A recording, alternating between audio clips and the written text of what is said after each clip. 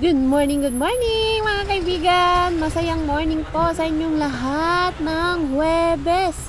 Ayan, hindi ako makapagsalita dito sa may jeep dahil napakaraming tao. Dito na ako sa gym mga kaibigan. Mag-umpisa na ako din mga kaibigan. So, dyan ako dito.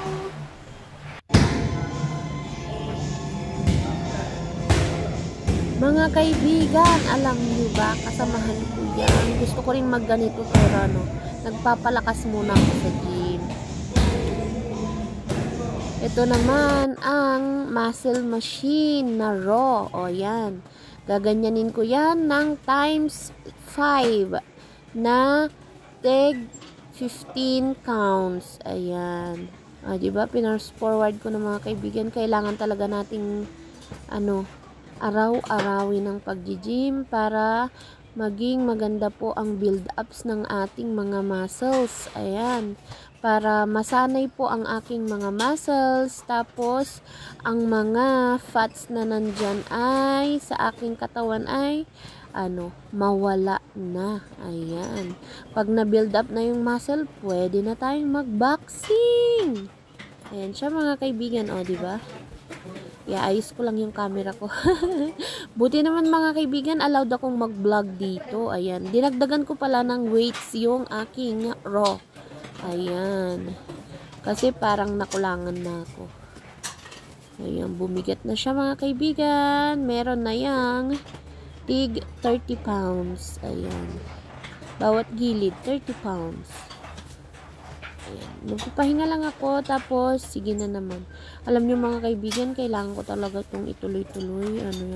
Kasi, nafe-feel ko na gumagaan na po yung aking katawan. Kaya, ayan, tuloy-tuloy na lang po. Kaya, kakayanin ko to mga kaibigan. Lalo na, nandyan po kayong laging nag-cheer up sa akin.